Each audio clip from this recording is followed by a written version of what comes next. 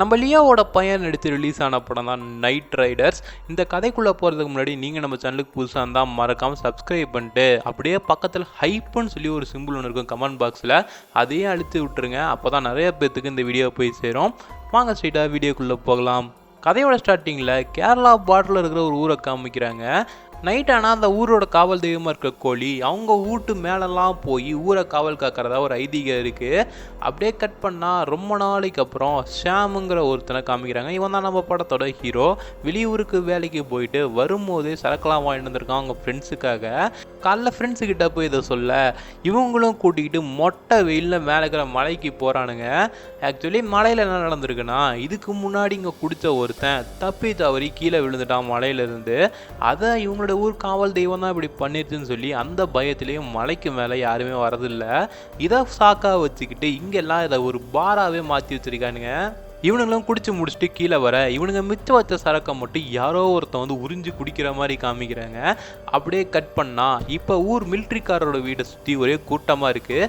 என்ன ஆச்சுன்னு சொல்லி பார்த்தா, நைட்டு மிலிட்ரிக்காரரு மலை கோயிலுக்கு போயிருக்காரு. போகிற வழியில் யாரோ ஒரு உருவம் அவங்க அம்மா மாதிரியே போகிற மாதிரி இருக்குது. இவரும் அம்மா இந்நேரத்துக்கு இங்கே என்ன பண்ணுறாங்கன்னு சொல்லி பின்னாடியே போயிருக்காரு. போனால் ஒரு மண்டவோடு மாதிரி மாஸ்கை மாட்டிட்டு ஒருத்தர் நின்றுருக்கான். இந்த பயத்தில் தான் மிலிட்ரிக்காரர் உட்காந்துட்டு இருக்க எல்லாருமே சுற்றி நின்றுட்டு இருக்காங்க.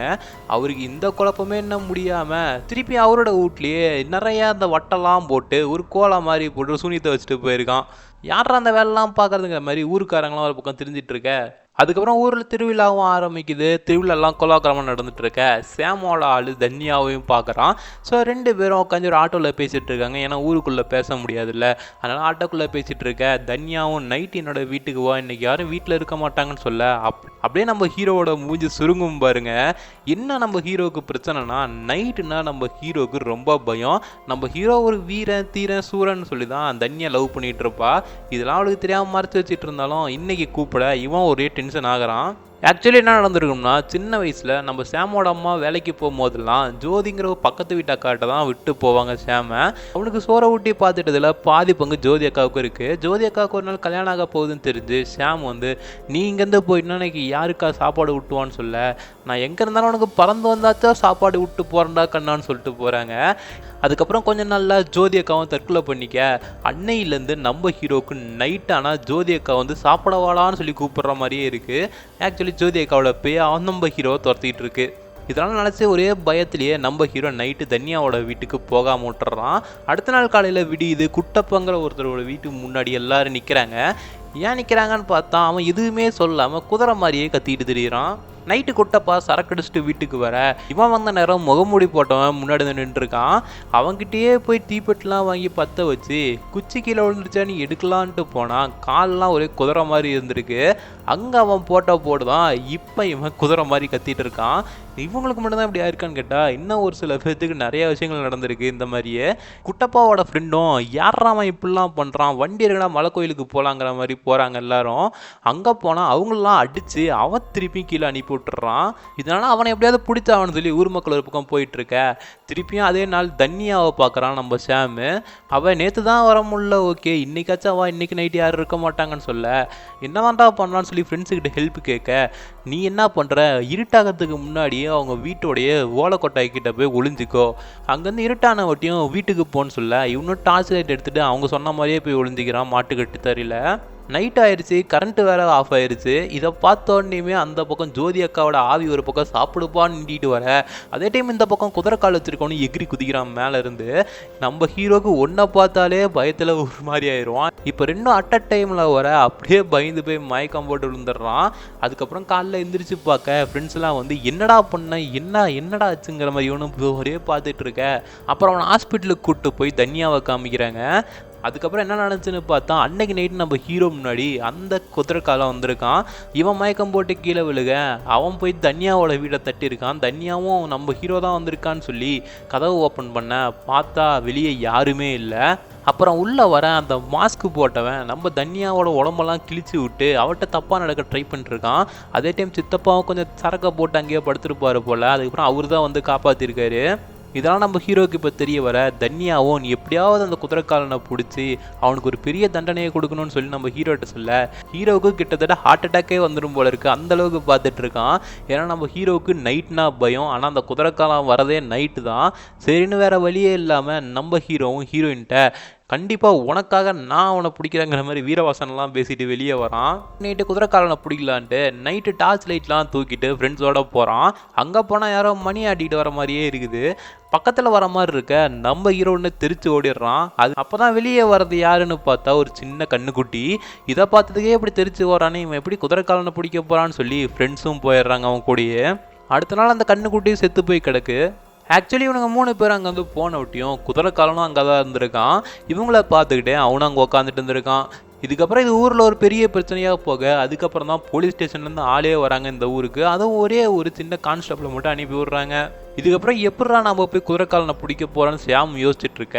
தன்யாவும் இவங்க கிட்ட எந்த ஒரு அப்டேட்டுமே வர மாட்டேங்குது. நானே ஸ்ட்ரைட்டாக வரேன்டாங்கிற மாதிரி நானும் அவங்க கூட வரேன்னு சொல்ல ஷியாம் வேண்டான்னு சொன்னாலும் அவள் கேட்காம வந்துடுறா. சரின்னு தன்யாவையும் கூட்டிகிட்டு இப்போ ஆட்டோ எடுத்துகிட்டு போகிறானுங்க. எப்போ அவனுக்கு இவ்வளோ தைரியம் வந்துச்சுன்னு பார்த்தா போகும்போதே சரக்கடிச்சிட்டு தான் போயிருக்கான். இவனுங்க போகிற ரோட்டில் ஆப்போசிட்டில் கான்ஸ்டபிள் வேக வேகமாக ஓடி வராரு. என்ன ஆச்சுன்னான்னு சொல்லி கேட்டா உள்ள யாரோ முகமூடி போட்டு போற மாதிரி பார்த்தேன்னு சொல்ல இப்படி இவங்க 4 பேர் நின்று பேசிட்டு இருக்க இவங்களுக்கு சென்டர்லேயே அந்த குதிரைக்காலம் குதிச்சு அந்த தோப்புக்குள்ள ஓடுறான். இதை பார்த்தோன்னே இவங்க எல்லாத்துக்கும் மினி ஹார்ட் அட்டாக்கே வருது. அதுக்கப்புறம் அந்த கான்ஸ்டபிளும் கூட இருந்த 2 பேரும் பிடிக்கலான்ட்டு உள்ள ஓடுறானுங்க. ஆனால் நம்ம ஹீரோக்கு இருந்த பயத்தில் வெளியவே நிற்கிறான். அதுக்கப்புறம் அவனும் சும்மா நிற்க கூடாதுல்ல, உள்ள வேற தண்ணியா இருக்கா, சரி டார்ச் லைட் அடிச்சு எங்கேயாவது பார்த்துட்டு இருக்கிறானுங்கிற மாதிரி சீன் போட்டுட்டு இருக்க. அப்போ கரெக்டாக குதிரைக்காலம் அவனுக்கு முன்னாடியே வந்து நின்று சாமியே பார்த்துட்டு அதுக்கப்புறம் அங்கேருந்து போகிறான். தனியாகவும் உள்ள நீ என்னை ப்ரொடெக்ட் பண்ணுறதுக்காக தான் நிற்கிறான்னு சொல்லி கேட்டுட்டு இருக்க. இவனும் ஆமாம் அதே மாதிரி தாங்கிற மாதிரி சமாளிச்சிடுறான். இந்த டைம்ல தான் ஷியாம் ஒரு சர்க்கஸ்காரனை பற்றி கேள்விப்படுறான். அவனை பற்றி நல்லா தெரிஞ்சுக்கிறதுக்காக ஊர் மக்கள்கிட்ட போய் கேட்க வந்த புதுசில் நல்லா தான் மேஜிக்லாம் பண்ணி வித்தைகள்லாம் காமிச்சிட்டு இருந்தான். பட் இருந்தாலும் போக போக ஒரு அமானுஷம் மாதிரி நிறைய வித்தைகள்லாம் காமிச்சு பணம் பிடிக்க ஆரம்பித்தான். இதெல்லாம் தெரிஞ்ச ஊர் மக்கள் அப்புறம் அவனை ஊரை விட்டு அடித்து விரட்டிட்டாங்க. அதுக்கப்புறம் சர்க்கஸ் கம்பெனியில் வேலை செஞ்சுதான் கேள்விப்பட்டேன்னு சொல்ல அங்கே போய் பார்த்து அவங்கக்கிட்ட பேசினா ஆமாப்பா அவன் இங்கே தான் வேலை செஞ்சான். அதுக்கப்புறம் ஓனரே கொஞ்ச நாள் கழிச்சு அவனை விரட்டிட்டாருன்னு சொல்ல அவனோட ஃபோட்டோவை மட்டும் வாங்கிட்டு வந்துடுறாங்க. அதுக்கப்புறம் இவன் தான் ஓரளவுக்கு கன்ஃபார்ம் ஆக ஊர் முழுக்க போஸ்ட் அடித்து ஒட்டி போடுறான். தனியா வந்து ஷியாம் கிட்ட எங்கள் வீட்டில் எனக்கு மாப்பிள்ளை பார்த்துட்டாங்க, நான் அவரை தான் கல்யாணம் பண்ணிக்க போகிறேன்னு சொல்ல ஷியாமுக்கு ஒரு தூக்கி வாரி போடுது. ஏன்னா இவளுக்காக தான் இவ்வளோ ரிஸ்க் எடுத்து நைட்டு போய் அந்த குதிரைக்காலனை வர பிடிக்க போயிருப்பாங்க. இதெல்லாம் போக இப்போ தன்யா வந்து இப்படி சொல்லிட்டு போயிடுறா. கான்ஸ்டபிள் போய் நடந்த விஷயத்தெல்லாம் சொல்ல இப்போ ஒரு எஸ்ஐ வரைக்கும் பார்த்தீங்கன்னா உள்ளே இறக்கியிருக்கிறாங்க. அன்னைக்கு தன்யா நம்ம ஹீரோ கூட வந்தது கூட ஷியாம் வந்து ஒரு பயந்தாங்கோலிங்கிறத கன்ஃபார்ம் பண்ணிக்கிறதுக்காக தான் வந்திருக்கா. அதே மாதிரி ஷியாமும் அங்கே உள்ள அந்த மாஸ்க் போட்டவனை பிடிக்க போகாத போதே தன்யாவுக்கு கன்ஃபார்ம் ஆயிடுது. இதுக்கு மேலே இவன் கூட இருந்தால் ஓகே ஆகாதுன்னு சொல்லி எஸ்ஐக்கு ஓகே சொல்லிடுறா. அதுக்கப்புறம் ஷியாமும் தன்யாவே போயிட்டா இதுக்கு மேலே நாம் போய் கண்டுபிடிச்சி என்னத்துக்கு ஆகுதுங்கிற மாதிரி கொஞ்ச நாள் கம்முனே இருக்கிறாங்க.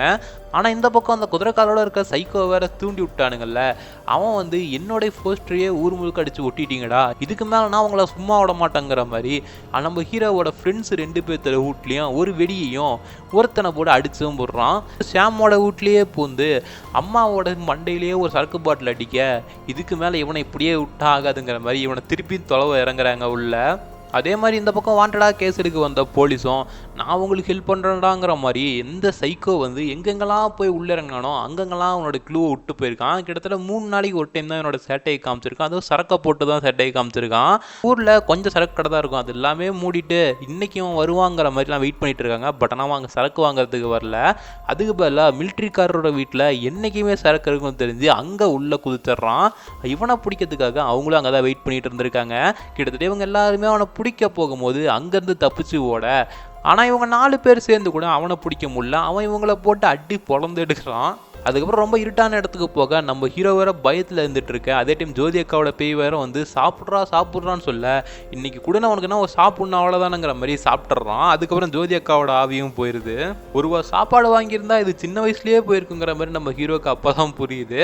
ஏன்னா எங்கே இருந்தாலும் சாப்பாடு பறந்து வந்து கொடுப்பேன்னு சொன்ன ஜோதி அக்கா அவங்களோட ஆத்மா சாந்திக்காக இவனுக்கு சாப்பாடு ஊட்டியே ஆகணுங்கிற ஒரு விதிலேயே இருந்திருக்காங்க. அதுக்கப்புறம் ஷியாமுக்கும் இருட்டு மேலே இருந்த ஒரு பயம் போன மாதிரி இருக்குது. குதிரைக்காலனுக்கும் ஷியாமுக்கும் சண்டை வர சாம் ஓரளவுக்கு நல்லாவே அடிச்சு நல்லா ஃபைட் பண்றான். ஒரு இடத்துல போய் ஒளிஞ்சுக்கிறான் குதிரைக்காரன் ஒரு மரத்து மேல. ஊர்க்காரங்க வேற எல்லாருமே அவனை துரத்திக்கிட்டு வர, அப்ப காட்டுக்குள்ள எல்லாருமே தேடி பாக்குறாங்க, அவன் எங்கேயுமே இல்ல. அப்ப அந்த குதிரைக்காரன் அந்த ஊட்டு மேல யாரோ நிக்கிற மாதிரி இருக்குன்னு பாக்குறான். அது வேற யாரும் இல்ல, இவங்களுடைய ஊர் காவல் தெய்வம் தான். அது இந்த குதிரைக்காரனோட கண்ணுக்கு மட்டும்தான் தெரியுது, வேற யாருக்குமே தெரியல. அதை பார்த்து பயந்து அப்படி நடுங்கி போய் கீழே விழுக, கீழே இவங்க கிட்ட மாட்டிக்கிறான். கடைசியாக ஊருக்கு ஏதாவது ஒரு பிரச்சனைனா ஊர் காவல் தெய்வம் வந்து நிற்குங்கிற மாதிரி இந்த படத்தை இங்கே முடிக்கிறாங்க. ஸோ இந்த படத்தோட கதை எப்படி இருந்துச்சுன்னு சொல்லி கீழே இருக்க கமெண்ட்ஸில் கமெண்ட் பண்ணுங்கள். நீங்கள் நம்ம சேனலுக்கு புதுசாக இருந்தால் சப்ஸ்கிரைப் பண்ணிட்டு பதில் பெல்லைக்கன் அழுத்திங்க நண்பா. இதே மாதிரி நிறைய இன்ட்ரெஸ்டிங்கான வீடியோஸ் அடுத்தடுத்து லைன் அப்பில் வெயிட் பண்ணிகிட்டே இருக்குது.